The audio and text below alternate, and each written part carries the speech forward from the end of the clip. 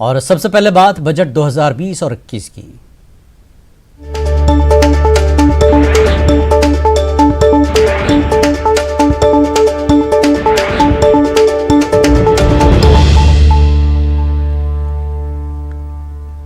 मरकजी हुकूमत ने जम्मू कश्मीर की तरक्की के लिए बड़ा ऐलान किया है। हुकूमत ने जम्मू कश्मीर के लिए 30,757 करोड़ रुपए का बजट मुख्तस किया है।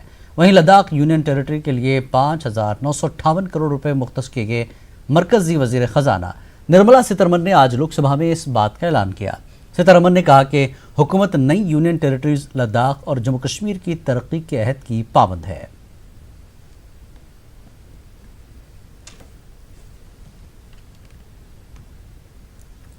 Fully committed to supporting the all-round development of the newly formed Union Territories of Jammu and Kashmir and the Union Territory of Ladakh. Accordingly, an amount of 30,757 crore has been provided for the financial year 2020-21. An amount of 5,958 crore has been provided for the Union Territory of Ladakh. So that was one hand, which is governance.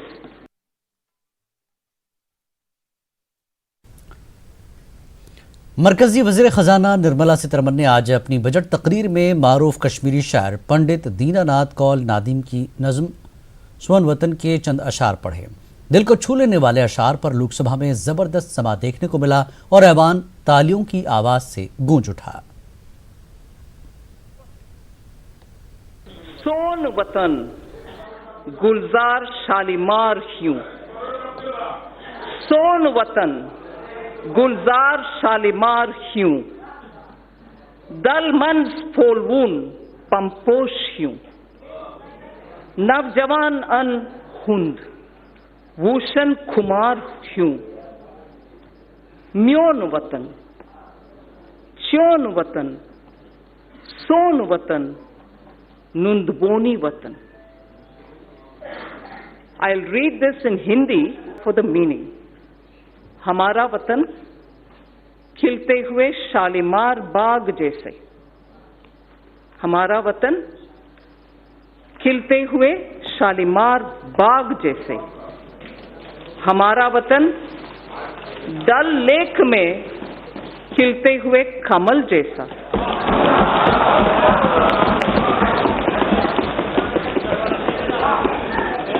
नवजवानों के गरम खून जैसा, नवजवानों के गरम खून जैसा। मेरा वतन तेरा वतन, हमारा वतन दुनिया का सबसे प्यारा वतन।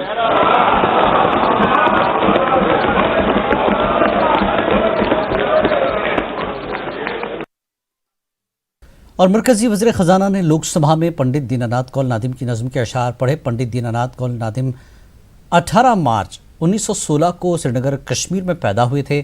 पेशे के एतबार से वो टीचर थे। नादिम कश्मीर में प्रोग्रेसिव राइटर्स मूवमेंट के बानी रुकन थे। उन्हें कश्मीरी शायरी का शमंदर कहा जाता है क्योंकि ये पहले शायर थे जिन्होंने कश्मीरी शायरी को आवाम से करीब किया था। 7 अप्रैल 1988 को नादिम इस दुनिया से गुजर गए। नाज़रीन, टीवी स्क्रीन पर नादिम के हाथ से तहरीर करदा नज़्म की तस्वीर भी देखी जा सकती है।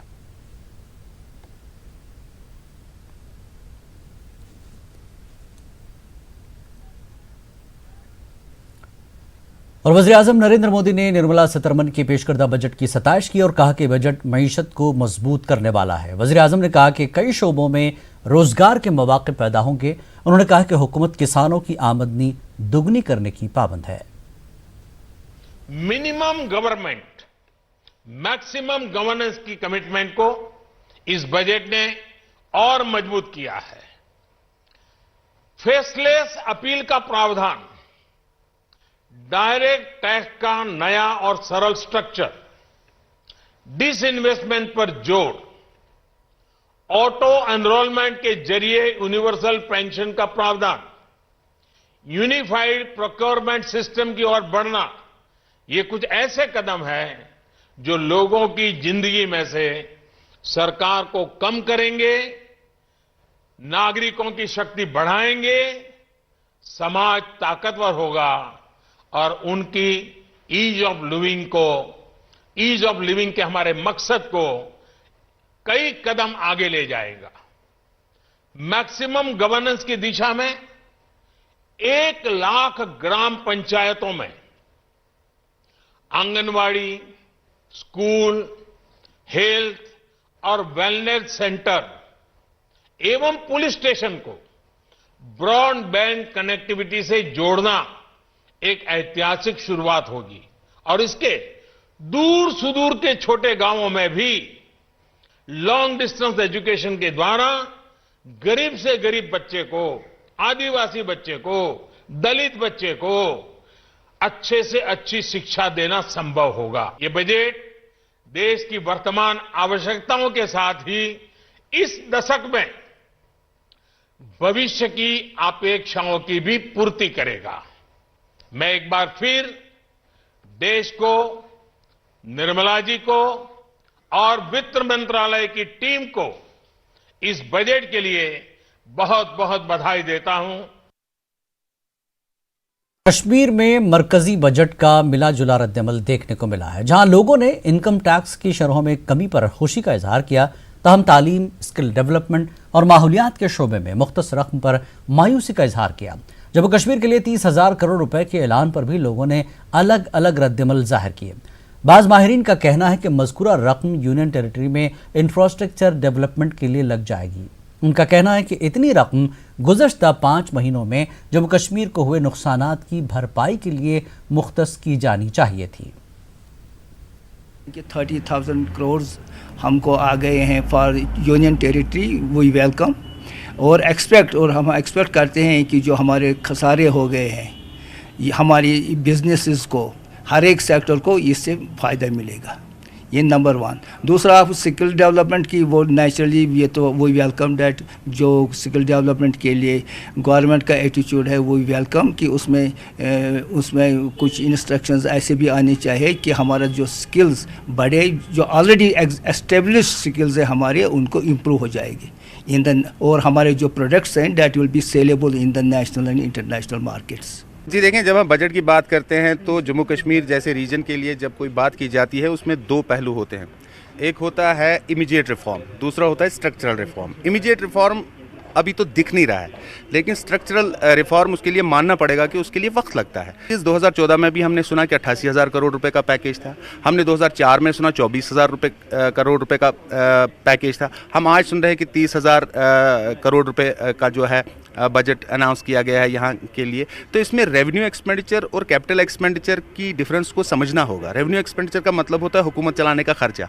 अगर पूरा पैसा हुकूमत चलाने के लिए खर्च हो जाएगा, सैलरीज देने में खर्च हो जाएगा, प्रोजेक्ट्स बनाने में, डीपीआर बनाने में, कंसल्टेंट्स को हायर करने में चला जाएगा, तो फिर लोगों को वो डेवलपमेंट नहीं दिखेगा। इसलिए ये बहुत अच्छी अनाउंसमेंट है, लेकिन इस अनाउंसमेंट के पीछे जो बैकअप होना चाहिए इमीडिएट रिफॉर्म का, वो इसमें हल्का सा मिसिंग है। अगर वो होता है तो लगता है कि लोग इसको जो है इससे खुश भी हो। टैक्स बेस हिंदुस्तान में, खासतौर से जम्मू कश्मीर में पिछले 5 साल से टैक्स बेस बहुत वाइडन हुआ है। पहले तो शिकायत ये थी कि जम्मू कश्मीर के लोग टैक्स नहीं देते हैं। अब तो कंट्री में मुझे लगता है टॉप 10 में ये जो है यूनियन टेरिटरी है, यहाँ के जो है टैक्स बेस वैसा है। तो इसलिए टैक्स कट्स जो है एक वेलकम स्टेप है, जिससे इकोनॉमी क्लेंस भी हो जाती है और जो बाइंग पावर होता है सैलरीड क्लास का, वो भी बूस्ट हो जाता है। मेरे ख्याल में जो यूटी का डिसीजन हो और जो स्टेट को डाउनग्रेड किया गया इनटू यूटीज और 2 हिस्से किए गए, इसमें जो सरकारी खर्चा आने वाला है for creating new bureaucratic structures, इनको अलग अलग से डिपार्टमेंट बनाने हैं, अलग से एडमिनिस्ट्रेटिव सेटअप बनाना है, ये खर्चा मेरे ख्याल में उसके लिए भी कम है। नॉट टू टॉक अबाउट कि अब फर्दर अर्बन डेवलपमेंट हो गई, आपकी रूरल डेवलपमेंट हो गई, या फॉर दैट मैटर जो बिजनेसेस का लॉस हुआ, या फॉर दैट मैटर जो बैंकिंग का लूमिंग एनपी है उसको लेके, या फॉर दैट मैटर जो ओवरऑल इकोनॉमी को सस्टेन शॉक लगा है, उसके नुकसान को लेके मुझे लगता है ये रकम बहुत ही कम होगी। Jammu chamber of commerce and industry ने मरकजी बजट को खुश आयद बताया है। चैम्बर के सदर राकेश गुप्ता ने कहा कि हुकूमत ने इनकम टैक्स स्लैब में इजाफा करके सही कदम उठाया है। ताहम उन्होंने जम्मू कश्मीर के लिए किसी बड़े प्रोजेक्ट का ऐलान न करने पर अदम इत्मीनान का इजहार किया। 30,000 से कुछ ज़्यादा करोड़ जम्मू कश्मीर के लिए अलॉट किए गए। वो किस हेड में अलॉट किए गए, उसका मकसद क्या है, किस पे खर्च होगा, क्या वो हमारी जूझती हुई इंडस्ट्री के लिए है या इंफ्रास्ट्रक्चर के लिए है, ये कहना बड़ा अर्ली होगा।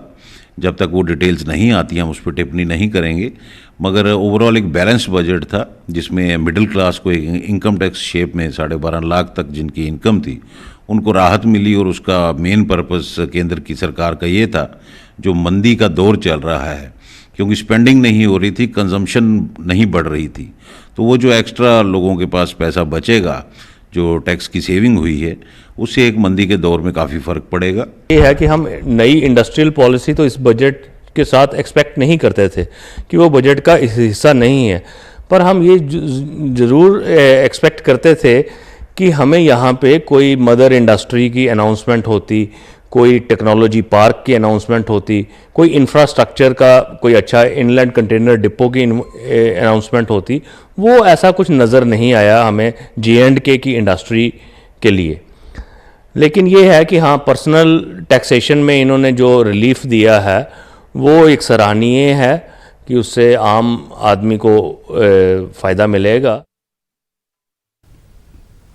उधर जम्मू के लोगों ने इस बजट का खैर मकदम किया और कहा कि 30,000 करोड़ रुपए के बजट से यूनियन टेरिटरी तरक्की की राह पर आगे बढ़ेगी।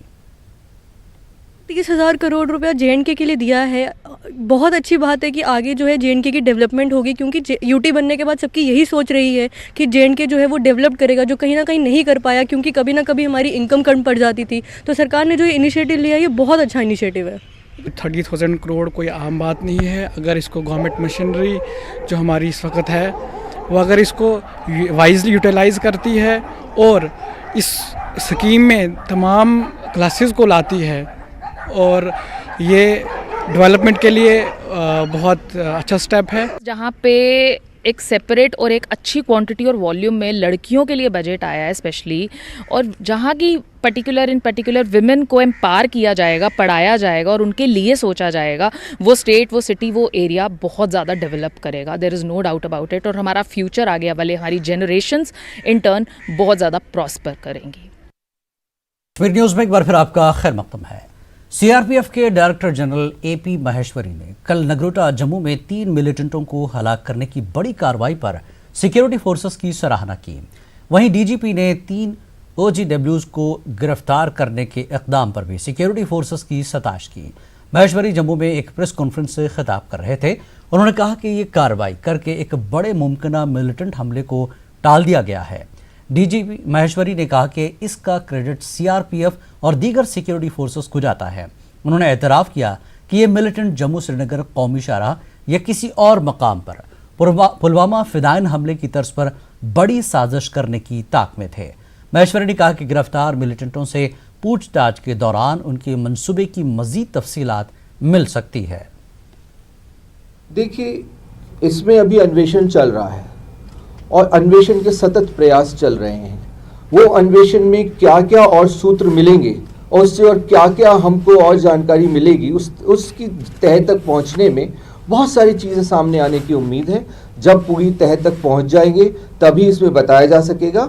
लेकिन प्रथम दृष्टा जो परिलक्षित होता है उससे यही आभास होता है कि जो इनकी मारक क्षमता थी वो एक बहुत बड़ा या कई बड़े हादसे कर सकने के लायक थी, उसको एक तरीके से प्रिवेंट कर दिया गया है, उसको एक तरीके से न्यूट्रलाइज कर दिया गया। एक सवाल का जवाब देते हुए भी महेश्वरी ने कहा कि सीआरपीएफ मुस्तकबिल में किसी भी तरह के चैलेंज से निपटने के लिए क्या तैयार है। एजेंसियां एकीकृत रूप से अपना कार्य कर रही हैं और पूर्ण दक्षता से अपना कार्य कर रही है। लेकिन जैसे मैंने बताया आपको कि ये जो सुरक्षा का परिदृश्य है वो बहुत ही परिवर्तनशील है, डायनेमिक है। हम हर तरह की जानकारी करके जो भी बेहतरीन श्रेष्ठतम उपाय उसमें हो सकता है उसको प्रोएक्टिव रूप से अपनाने की कोशिश करते हैं। ये नहीं कि हम कोई घटना का इंतज़ार करते हैं, ऐसा भी नहीं। सारी सुरक्षा एजेंसियां प्रोएक्टिव रूप से आगे उनको ढूंढ करके न्यूट्रलाइज करने का भी प्रयास कर रही हैं। और इसी के चलते आप भी देखेंगे, मैं सीआरपीएफ की जहाँ तक प्रश्न है, पिछले 1 साल में अगर आप देखेंगे तो जहाँ सीआरपीएफ खुद अपने दायरे में सीआरपीएफ ने लगभग 5 दर्जन आतंकी तत्वों को न्यूट्रलाइज किया है। डोडा पुलिस ने जिला डोडा के मत्तू मिलिटेंट मसूद अहमद के सर पर 5 लाख रुपए इनाम देने का ऐलान किया है। इस सिलसिले में जेके पुलिस ने डोडा अस्पताल और भरत रोड के करीब पोस्टर्स चस्पा किए हैं। इनमें जिला डोडा के मंजमी डोडा का रहने वाले हमारा मसूद अहमद की तस्वीर के साथ इनाम देने का जिक्र भी किया गया है। ऐसे में जिले भर में ये खबर मौज़े बहस बनी हुई है। पोस्टर लगाने का कदम जिले को मिलिटेंटों से पाक रखने के ऑपरेशन के तहत किया गया।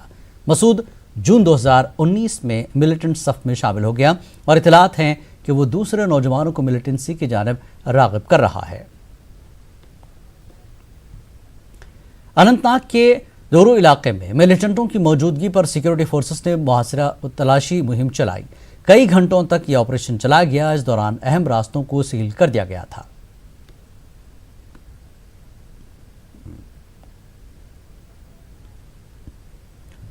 दमहाल हाजीपुरा नूराबाद में आज बाद दोपहर हालात उस वक्त कशीदा हो गए जब मकामी लोगों के मुताबिक सिक्योरिटी फोर्सेस ने मुबैना तौर पर दुकानदारों और मकामी लोगों की बिला जवाज मारपीट की।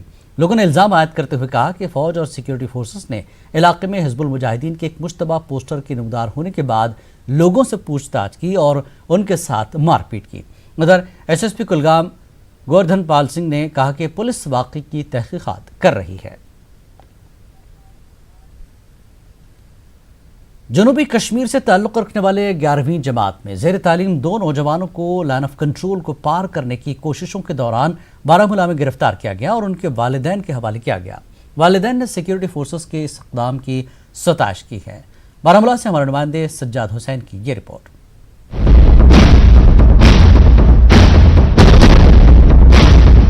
चंद दिन कबल सिक्योरिटी फोर्सेस ने 2 नौजवानों को पीओके जाने की कोशिश करते हुए पकड़ लिया।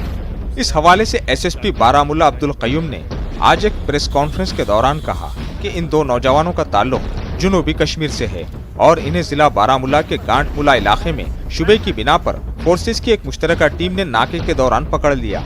एसएसपी ने कहा कि तहकीकात के दौरान इन नौजवानों ने इंकशाफ किया कि उन्होंने एक नक्शा खरीद लिया था जिसकी मदद से वो पीओके की जानिब जाने का मंसूबा बना चुके थे।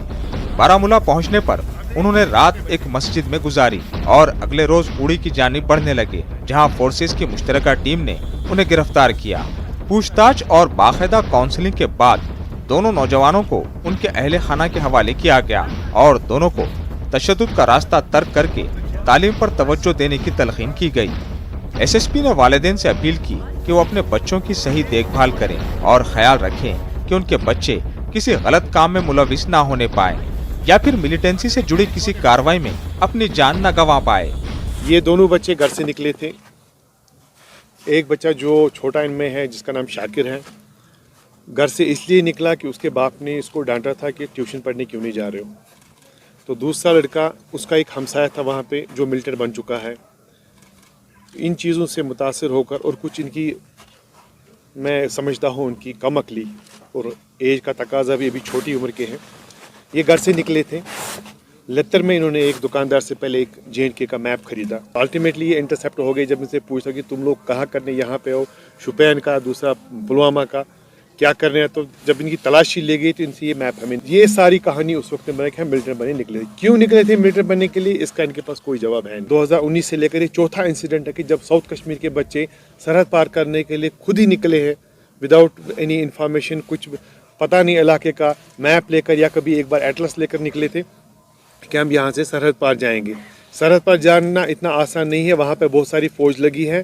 तो अगर ये, मुझे लगता है कि अगर ये हमारे जो जॉइंट नाका हमारा था वहाँ पे 161 पुलिस का, अगर उस पर नहीं मिलते हमें या अगर वहाँ पे हमने नहीं रोका होता इनको, तो हो सकता है ये सरहद पे ऐसी जगह जहाँ पे ये किसी भी साइड की गोली का शिकार, तो चाहे वो पार की गोली हो या इस पार की गोली, की सरहद के करीब जाना बहुत खतरनाक होता है। ये कोई बच्चों का खेल नहीं कि सरहद पर जाएंगे। मेरी अपील रहेगी माँ बाप के साथ अपने बच्चों पे नजर रखें। इधर इन नौजवानों के वालिदैन ने इस इक़दाम के लिए पुलिस का शुक्रिया अदा किया है। 26 को मैसेज आई यहाँ से Baramulla police, Baramulla army camp से शायद, हाँ, तो उन्होंने कॉल की कि आपके बच्चे कहाँ हैं। तो हमने बोला कि हमें पता नहीं, हम पिछले दिन से ढूंढ रहे हैं। तो उसने बोला कि वो हमारे पास है, सही सलामत है। फ़ोन पे बात की तो हमें बहुत खुशी हुई कि हमारे बच्चे है, ज़िंदा है। तो फिर हम यहाँ जब आए शीरी थाने में तो वो जो SHO सर है वो बहुत ही अच्छे हैं, वो नेक दिल है, उन्होंने हमें उसी टाइम अपने बच्चों से मिलवाया। मेरे ख्याल से यही मसला है कि माँ बाप मतलब इतने बिजी है काम से, मजदूरी से, कि वो अपने बच्चों पे फोकस नहीं कर पा रहे हैं, एजुकेशन पे ध्यान नहीं दे रहे, इसी वजह से बच्चे थोड़े बिगड़ रहे हैं, तो बाकी रास्तों पे जा रहे हैं। तो मेरा साउथ कश्मीर खासकर सभी पेरेंट्स से यही है कि जो हमें इस्लाम सिखाता है कि आप अपने बच्चों पे पूरा फोकस रखें। थोड़ा बहुत इन करन मतलब स्कूल गसन मज स्कूल मिसाल वो में तम स्कूल गसन तो यह थोड़ा मास्टर हूं तो थोड़ा दबाव तोड़ बे नाकाबिलियत बच्चस पान तो अमे मूजूब हेवन चलन ओर बाकी अमिस कुछ खबर मे कोत गसन क्या कर कित पे कर यह पानस खबर कह मगर यह गसन गर नीर तो बह ग सरहद पार ग या कोत ग या चल या गर कोत मालिस माज ख्याल थवन तिज मालिस माज पे ख्याल थवन अमे मूजूब से तिज बच्चे गोस मौत शिकार गसन हंग तो मंग। इन वालिदैन का कहना है कि कई वजूहात की बिना पर शायद वो अपने बच्चों पर तवज्जो नहीं दे पाते हैं, जिसकी वजह से कई बार बच्चे ऐसे कदम उठाते हैं। उन्होंने यकीन दिलाया कि आइंदा से वो अपने बच्चों का खास ख्याल रखेंगे। न्यूज़ 18 के लिए बारामुल्ला से सज्जाद हुसैन की रिपोर्ट। जम्मू कश्मीर के LG JC मुर्मू ने जिला सांबा का दौरा किया और कई तरक्याती कामों का इफ्तिताह किया। इनके हमरा मुशीर KK Sharma, chief secretary BVR Subrahmanyam, commissioner secretary industries and commerce MK Dwivedi, commissioner secretary medical education Dalloo, divisional commissioner Sanjay Verma भी थे।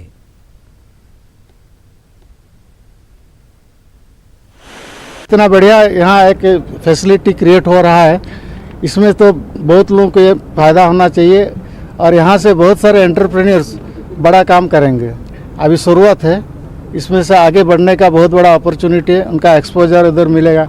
फाइनेंस का भी यहाँ से इनका एक प्रकार का एक्सपोजर मिलेगा, किस तरह किसी चीज़ को बिजनेस को फाइनेंसिंग करना है, किस तरह बढ़ाना है, ये सारे चीज़ भी यहाँ से इनको एक आइडिया मिलेगा।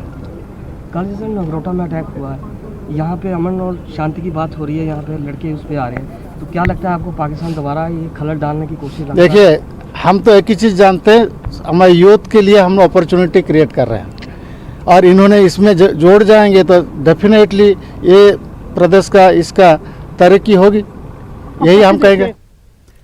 जम्मू कश्मीर के लेफ्टिनेंट गवर्नर के मुशीर RR भटनागर का कहना है कि सरकार जम्मू कश्मीर की तरक्की को राह पर गामजन करने के लिए कोशां है। जम्मू में आज जल शक्ति प्रोग्राम के सिलसिले में मुनक्कदा एक तकरीब से खिताब करते हुए उन्होंने कहा कि सरकार इस साल सितंबर के आखिर तक जम्मू कश्मीर के हर गांव में पीने का पानी दस्तयाब कराने के इक़दाम करेगी। Overall intent of the government of UT and of the central government is to make J&K among the top performance in, if you were to take any of the indices of development across the country. The intent of the central government and the government of the UT of J&K is to make it one of the top performing states in all the indices. And as you can see, in terms of this mission, we are already midway. खबरों का सिलसिला जारी रहेगा एक break के बाद। कश्मीर में सेहत के शोबे को मजीद तक़वियत देने के लिए मरकजी हुकूमत की वजारत सेहत ने एक स्कीम लॉन्च की है। Biomedical equipment maintenance and management नामी ये स्कीम 18 नवंबर 2019 को लॉन्च की गई थी। ये स्कीम सेहत के शोबे में काफ़ी कारगर साबित हो रही है। देखिए रिपोर्ट।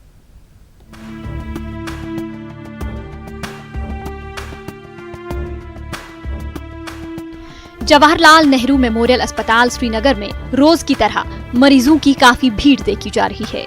वहीं मेडिकल लैब्स और दीगर यूनिट्स में भी मरीजों की भारी तादाद नजर आ रही है। अगरचे शहर श्रीनगर में अक्सर मशीनरी काफी बेहतर हालत में है, तहम कस्बों और देही इलाकों में तकनीकी खराबी की वजह से मशीनें कई हफ्तों तक बेकार पड़ी रहती हैं और इसका खमियाजा गरीब मरीजों को भुगतना पड़ता था।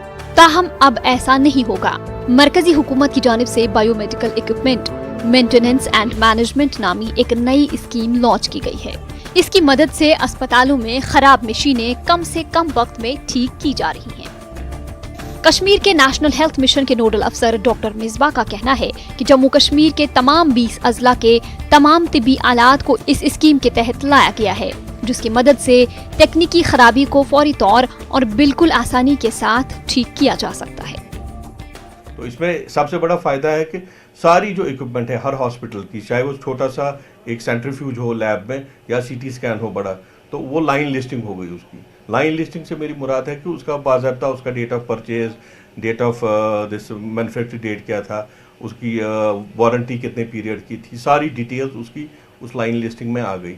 वो लाइन लिस्टिंग में आने से उसका जो सारा उसमें जो क्या चाहे वो रिपेयरेबल थी या अनसर्विसेबल थी, तो वो सारा डिटेल उसमें आ गया। तो जो ही अब किसी हॉस्पिटल में कोई चीज़ ख़राब होती है जो इलेक्ट्रॉनिक गैजेट से मुतल्लिक है, तो वो तुरंत जो हमारे जो जिनके ये अलॉट हुआ है, जो कंसर्न है, जो कंपनी जिसको ये टेंडर अलॉट हुआ है, तो उसको वो कांटेक्ट करके तो वो अपने बंदे वहाँ भेज के वो जो उसकी जो चाहे उसमें कोई पार्ट बदलना हो या उसकी सर्विसिंग करनी है वो कर देते हैं। अस्पतालों के मुंतज़मीन इस स्कीम से काफी खुश हैं। ताहम उनका कहना है कि इस स्कीम को संजीदगी के साथ अमलाने की जरूरत है। हमारी टैगिंग हो चुकी है, इक्विपमेंट की जनरल टैगिंग हो चुकी है। कुछ इक्विपमेंट जो हिस्टोरिकल इक्विपमेंट्स थे वो अभी टैगिंग कर रहे हैं। कुछ छोटे मोटे इंस्ट्रूमेंट्स, मॉनिटर्स वगैरह, BP apps and other things they have been repaired, जिनका कि लोकल रिपेयर हो सकता है। और कुछ ऐसे इक्विपमेंट्स हैं जिनका रिपेयर अंडर वे है and we are waiting that they are made functional. हमारी CR में है, ऐसे ही हमारे पोर्टेबल एक्सरे हैं, ऐसे ही हमारा मेन एक्सरे प्लांट एक है। The things will be done another week और so it will be functional. So let's hope that the things take off. आम लोगों के लिए भी ये एक खुशखबरी है। उनका कहना है कि अगर अस्पताल में कोई मशीन खराब हो जाती थी तो उन्हें मुख्तलिफ तरह के टेस्ट्स के लिए मजबूरन निजी डायग्नोस्टिक मरकज जाना पड़ता था। उन्होंने उम्मीद जाहिर की कि इस स्कीम को मुनासिब तरीके से लागू किया जाएगा। पहले जाते थे मतलब हॉस्पिटलों में, उससे हमारे जो सुनाई देता था जी मशीनें ख़राब है, फिर हमको बाहर जाना पड़ता था। बाहर जाके हमको प्राइवेट टेस्ट करना पड़ता था, चाहे अक्रेडिटेशन हो चाहे कोई भी मतलब टेस्ट हो, उसमें हमको पेमेंट ज़्यादा देनी पड़ती थी। तो अब जो ये नई स्कीम आई है, अब ये हॉस्पिटलों में अब लगाया है इन्होंने, तो हम ये मशीनें जल्दी ठीक करेंगे, तो इससे लोगों को काफ़ी फ़ायदा मिलेगा। Biomedical equipment maintenance and management programme के तहत अस्पतालों में तैनात टेक्नीशियंस को इस जदीद सॉफ्टवेयर के हवाले से तरबियत देने और उन्हें अपडेट करने की जरूरत है ताकि वो इसका सही इस्तेमाल कर सकें, जिससे मुस्तहिक गरीब लोग इस स्कीम से मुस्तफीद हो सकें। बेशक ये प्रोग्राम यहाँ के नाकिस सरकारी तिब्बी इदारों के लिए काफी फायदेमंद साबित हो सकता है, ताहम जरूरत इस अम्र की है कि इस पर जमीनी सतह पर संजीदगी के साथ अमल और निगरानी की जाए। न्यूज़ 18 उर्दू के लिए श्रीनगर से शबीर मीर की रिपोर्ट। जम्मू कश्मीर इंतजामिया ने नीट में दाखिले के लिए अंडर ग्रेजुएट और पोस्ट ग्रेजुएट कोर्सेज के लिए पहले से लागू स्कीम को ही जारी रखने का फैसला किया है। इस फैसले का नीट के ख्वाहिशमंद तलबा ने खैर मकदम किया।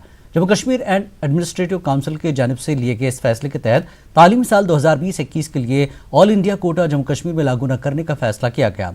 उधर तलबा का मुतालबा है कि इस पॉलिसी को मुस्तकबिल में भी जारी रखा जाए।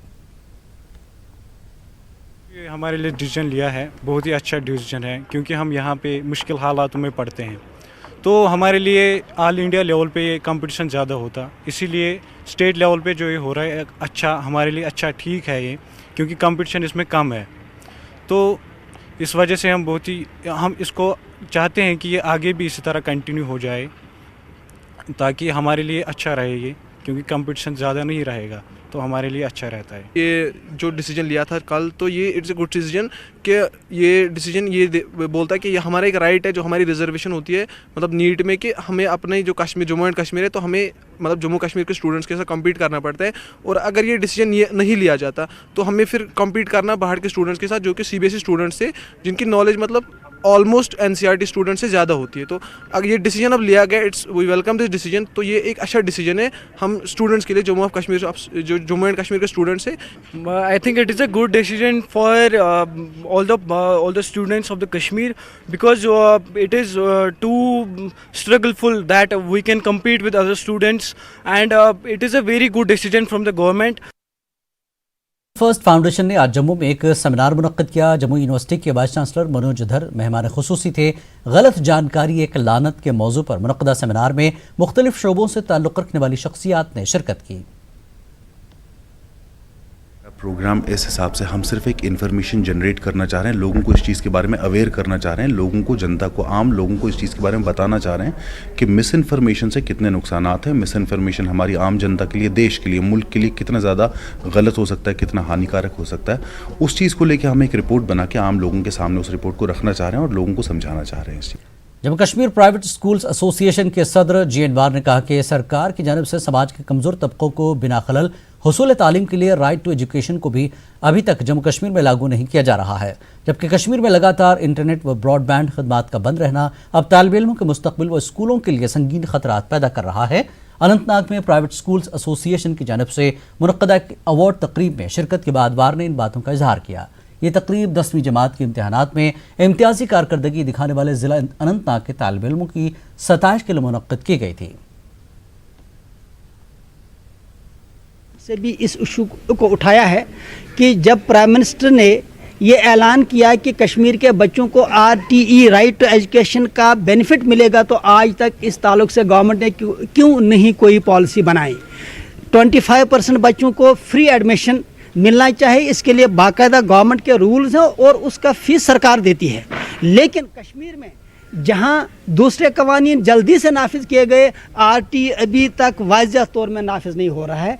अगर RT यहाँ जल्दी नाफिज होता है और उसके सारे पैरामीटर्स पे डिस्कशन होता है और स्कूलों को वो फ़ी मिल जाती है जो 25% जो बच्चों का हक है, तो सीधी सी बात है प्राइवेट स्कूल इसमें खुश हैं और उस स्टेप का वेलकम करेंगे। नॉलेज इकॉनमी की बात कर रहे हैं और कश्मीर के बच्चे इंटरनेट की बेसिक सहूलियत से महरूम हैं, जबकि खनावल अनंतनाग में मुख्तलिफ सरकारी महकमों के DDOs के लिए GST के हवाले से बेदारी और तरबियती वर्कशॉप का इनेकाद किया गया है। वर्कशॉप जिला तरक्याती कमिश्नर अनंतनाग खालिद जहांगीर की निगरानी में मुनक्किद किया गया। सेक्शन 51 के तहत इनको एक जिम्मेदारी दी गई है कानून के तहत कि जिसमें उनको हर कॉन्ट्रैक्ट पे या हर एक सप्लाई पर जिसका वैल्यू 2.5 लाख से ज़्यादा है उस पर मैंडेटरी DDO को रजिस्ट्रेशन भी करनी है और उनको टैक्स भी डिडक्ट करना है 2% के हिसाब से, 1% CGST और 1% IGST। अगर ये सप्लाई ऑफ गुड्स या सप्लाई ऑफ सर्विसेज या दोनों विद इन द स्टेट या with in the union territory हो, और अगर ये एक स्टेट से दूसरी स्टेट है तो उसमें उनको IGST डिडक्ट करना है। ये रिटर्न उनको हर महीने की 10 तारीख से पहले भरनी है। जिला तरक्याती कमिश्नर डोडा डॉक्टर सागर ने कैपेक्स बजट स्कीम के तहत बैकयार्ड हार्टिकल्चर प्रोग्राम का आगाज़ किया। प्रोग्राम में मुताल्लिकीन, किसान और दीगर मुस्तहिकीन ने शिरकत की। प्रोग्राम का मकसद घरों के इर्द गिर्द मौजूद अराजी के छोटे से रकबे को काश्त के लिए इस्तेमाल में लाना था। पंजौरा शोपियां में महकमे वाइल्ड लाइफ ने एक कार्रवाई के तहत रीछ को धर दबोच लिया। रीछ इलाके में गुज़श्ता दिनों से नमूदार हो गया था, जिसमें इलाके में काफ़ी सरासीम की फैल गई थी। महकमे ने बर वक्त कार्रवाई करते हुए रीछ को पकड़ लिया, जिसके बाद इलाके के लोगों ने राहत की सांस ली। ये इस एरिया में रूम कर रहा था। पिछले 10 दिनों से हमारी 2 टीमें, एक्चुअली हमने त्राल से भी टीम मंगवा ली थी, स्पेशलिस्ट है वो, इसको ट्रांकुलाइज करने के लिए, और आज हम अल्लाह ताला के फजल करम से कामयाब हो गए इसको ट्रांकुलाइज करने में। लेकिन सबसे मेन इशू है जो लोगों के जो भेड़ बकरी या मवेशी किसी का मर जाता है वो पड़ोस में ही फेंक देती है, इसकी वजह से ये अट्रैक्ट हो जाएगी, क्योंकि आजकल हैवी स्नोफॉल है यहाँ पे। आमनो कुलगाम में बीती शब आग की हौलनाक वारदात में 4 रिहायशी मकान जलकर खाकस्तर हुए, जिनमें मौजूद लाखों की जायदाद राख के ढेर में तब्दील हो गई। फायर ब्रिगेड अमले ने जल्द ही आग बुझाने का काम किया और आग को मजीद फैलने से रोक लिया। पुलिस ने केस दर्ज करके तहकीकात शुरू कर दी। मकान जल गई, जो कि सब गरीब है, यहाँ इनका कोई सहारा नहीं है। हम अफसर बाला से गुजारिश करते हैं कि मेहरबानी करके इनके लिए कुछ इमदाद कीजिए, क्योंकि आज ये सर्दी का मौसम है, सर्दी के मौसम में ये कहाँ जाएंगे। इनके पास कुछ नहीं रहा, ना चावल रहा, ना बिस्तर रहा, ना कुछ रहा। मेहरबानी करके यहाँ आकर इनको देखिए और इनके लिए कुछ इमदाद कीजिए। उधर बांडीपुरा कस्बे में भी कल शब वार्ड नंबर 4 में एक आग की वारदात, हौलनाक वारदात में 3 रिहायश मकानात खाकस्तर हुए। इत्तलात मिलते ही ADC बांडीपुरा जाए वारदात पहुंच गए और मुतासरीन को रिलीफ देने की कार्रवाई शुरू की।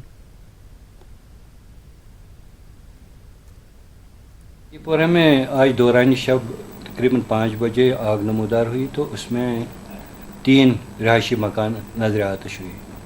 तो डिस्ट्रिक्ट एडमिनिस्ट्रेशन ने जल्दी कार्रवाई करके जो ये 3 आग से मुतासर लोग थे उनके हक में SDRF के तहत 1,01,900 का पर फैमिली के चेक्स, रिलीफ चेक्स दिए हैं तीनों फैमिलीज को।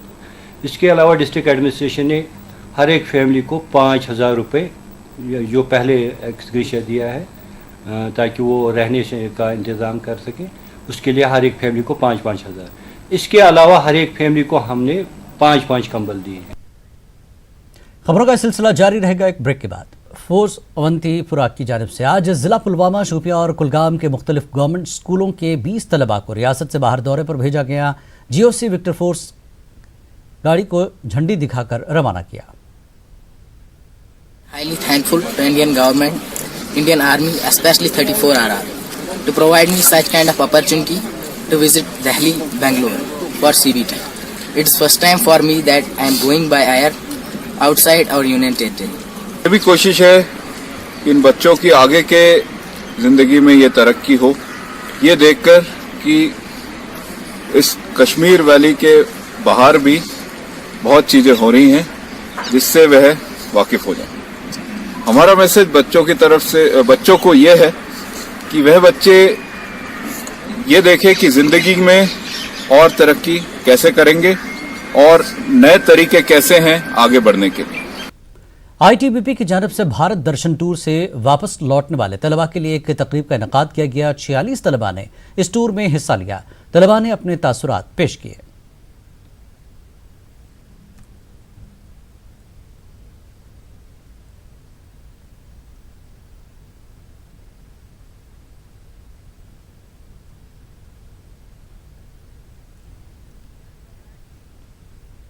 बीजेपी के जनरल सेक्रेटरी अशोक कौल ने लेह में एक प्रेस कॉन्फ्रेंस से खिताब किया। उन्होंने कहा कि बीजेपी लद्दाख में 2 नए अजला का ऐलान करेगी। एक ज़िला करगिल के ज़ंस्कार में और दूसरा लेह के नोबरा में कायम किया जाएगा। अशोक कौल ने कहा कि उन्हें उम्मीद है कि हुकूमत बहुत जल्द इसका बाकायदा तौर पर ऐलान करेगी। हमारे लोगों से बातचीत करने के बाद आज हमने यहाँ ये फैसला लिया और इनको बताया, जो केंद्र ने फैसला लिया कि इस यूटी के जो लेह का यूटी होगा, इसके ऑर्गेनाइजेशनल अब 4 डिस्ट्रिक्ट्स हो गए। पहले 2 ही डिस्ट्रिक्ट्स थे, लेह और करगिल। ऑर्गेनाइजेशनल सिस्टम के लिए, ऑर्गेनाइजेशन को और अच्छा करने के लिए इसके 4 डिस्ट्रिक्ट्स होंगे। एक ज़ंस्कार डिस्ट्रिक्ट होगा एक्स्ट्रा और एक नोबरा का डिस्ट्रिक्ट होगा। तो ऐसे 4 डिस्ट्रिक्ट्स यहाँ बनेंगे। लेह में यौम जमहूरिया के सिलसिले में Ladakh academy of art, culture and languages Leh और करगिल ने मुश्तरका तौर पर एक कसीरुल-लिसान मुशायरे का इनेकाद किया। LHDC लेह के CEC कोंचुक स्टेजन मेहमान खुसूसी रहे, जबकि बल्ती ज़बान के मारूफ शायर अखून असगर अली बशारत मेहमान एजाज़ी थे।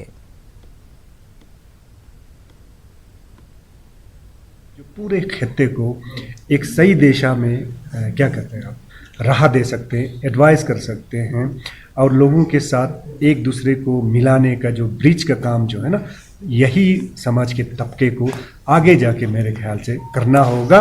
अगर लद्दाखियों को लद्दाखी बन के आगे भी रहना है, तो ये जो आज का जो महफिल था, इसमें जितने भी लोग शामिल थे, उनके ऊपर ये जिम्मेवारी मेरे ख्याल से मैं समझता हूँ उनके ऊपर ये जिम्मेवारी है।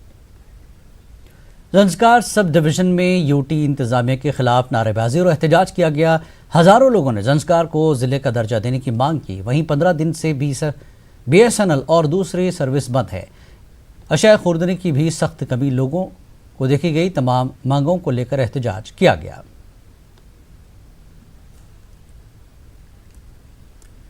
लेह में आइस हॉकी टूर्नामेंट अख्तिताम पजीर हुआ। 14 टीमों ने इस टूर्नामेंट में हिस्सा लिया। कामयाब खिलाड़ियों को इनाम से नवाजा गया।